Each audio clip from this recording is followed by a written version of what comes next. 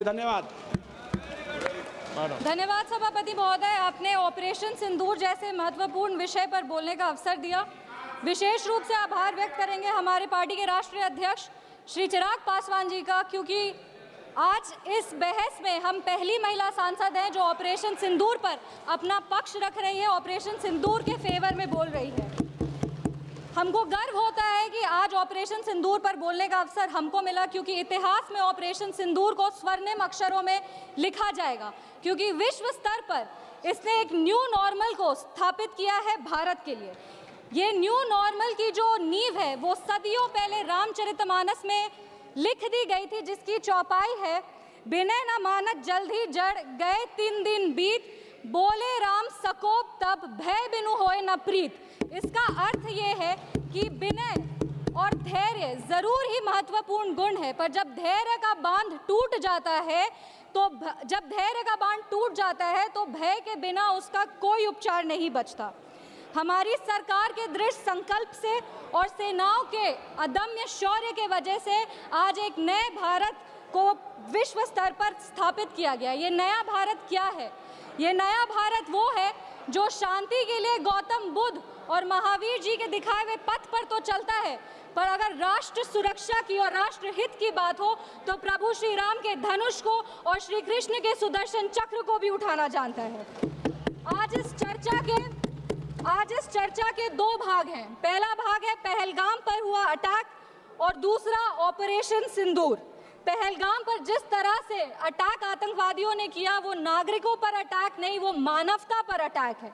आतंकवादियों ने धर्म पूछकर उनकी पत्नी के सामने, माँ के सामने, परिवार के सामने, बहनों के सामने सारे जो हमारे देश के नागरिक हैं उनको मार दिया। हम लोग ये पूरा देश वो चित्र कैसे भूल सकता है जब एक नवविवाहित महिला लाल चूड़ी पहनकर अपने पति के शव के बगल में बैठी थी। इसने पूरे देश को झंझोड़ करके रख दिया था। लेकिन दुर्भाग्य की बात यह है कि आज भी हमारे देश में ऐसे लोग हैं जिनको पहलगाम से ज्यादा दुख पैलेस्टीन के लिए होता है, क्योंकि ये उनकी राजनीति को फायदा नहीं देता। लेकिन जहां राजनीति के लिए कई लोग चुप्पी साध लिए, वहां हमारे यशस्वी प्रधानमंत्री ने राष्ट्र धर्म निभाया और उन्होंने महिलाओं के आंसुओं को ही नहीं पोंछा, पर महिलाओं के स्वाभिमान को और सम्मान को पुनर्स्थापित किया। हम बता देना चाहते हैं कि ये एक नया भारत है और आतंकवादी हमले के बाद ये भारत मोमबत्तियां नहीं जलाता, ये दुश्मनों की चिता को जलाता है। ये शांति चाहता है, पर शांति अपने शर्त पर चाहता है, और अगर अपने शर्त को नहीं पूरा किया जाए तो डिप्लोमेसी से डिस्ट्रक्शन तक का भी रास्ता जानता है।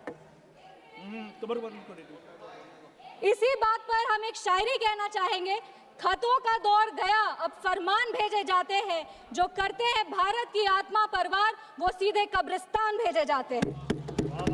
अभी अपने कांग्रेस के साथियों का बात सुन रही थी और वो कह रहे थे कि 1971 में इंदिरा गांधी ने ये किया है, 1971 में इंदिरा गांधी ने वो किया, पर वो कभी भी 1971 का क्रेडिट बिहार के बेटे जगजीवन राम जी को नहीं देते हैं, जो तब के रक्षा मंत्री थे।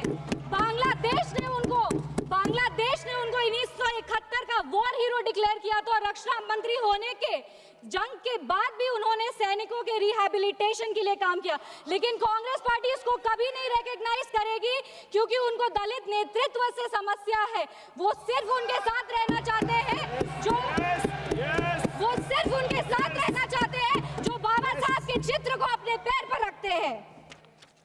अगर हम ऑपरेशन सिंदूर की बात करें तो ये सिर्फ टेरर लॉन्च पैड्स को ध्वस्त नहीं किया, ये पूरी की पूरी तरीके से पाकिस्तान के हौसले को ध्वस्त कर दिया है। लेकिन एक आश्चर्य की बात है मैम, और आश्चर्य की बात यह है कि हमारे दुश्मन देश में एक युवा नेता है और एक युवा नेता हमारे विपक्ष में है। दुश्मन देश का सदन अलग है, हमारे देश का सदन अलग है, वहां के नेता अलग है, यहाँ के नेता अलग है, पर इनका सवाल एक ही है। विपक्ष का सवाल और दुश्मन देश के नेता का सवाल एक कैसे हो सकता है?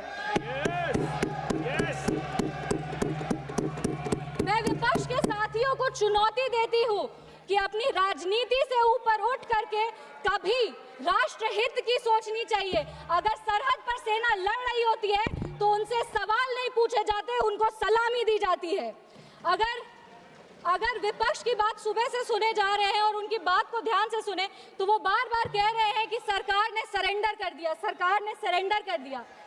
सरेंडर से इनका विशेष लगाव इसीलिए भी है क्योंकि इतिहास गवाह है इन्होंने कितने बार विश्व के सामने भारत का सर झुका दिया है। 1962 में नेहरू जी की दोस्ती की नीति ने हमारे देश के धज्जियां उड़ा दिए थे। 14,500 वर्ग मील जमीन पर कब्जा कर लिया था।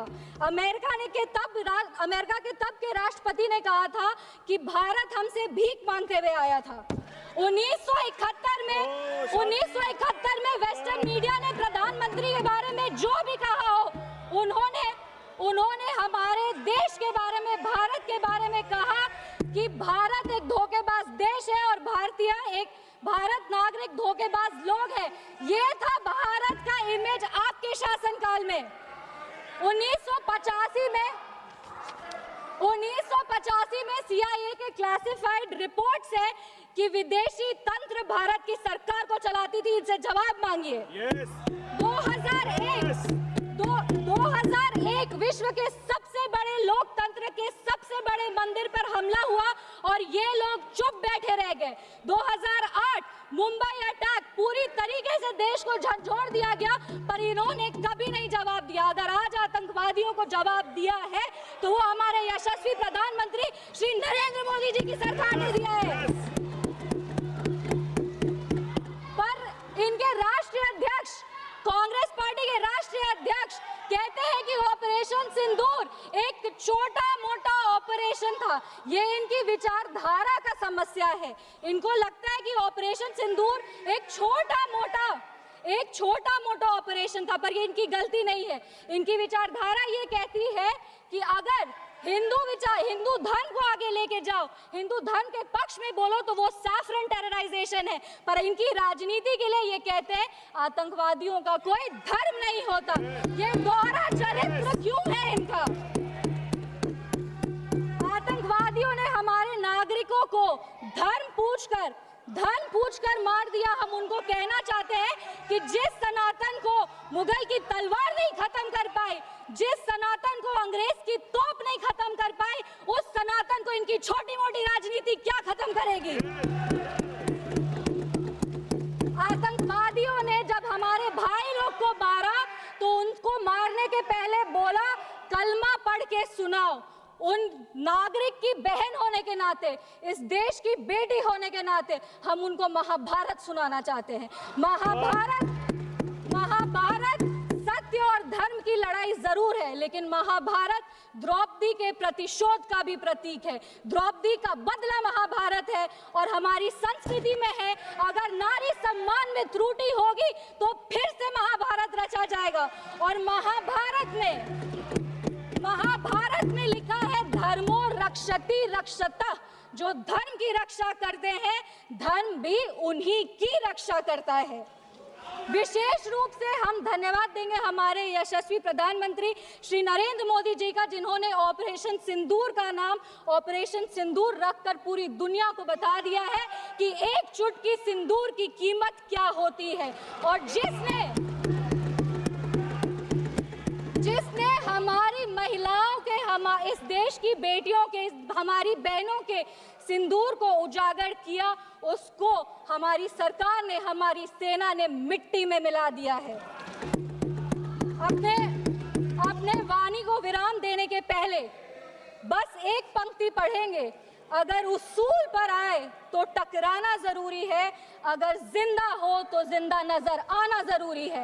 भारत एक जिंदा देश है, उसकी रगों में अखंडता का और एकता का खून दौड़ा है। और जब जब भारत की अखंडता पे और एकता पर प्रहार होगा, भारत एकजुट होकर के मुंह तोड़ जवाब देगा।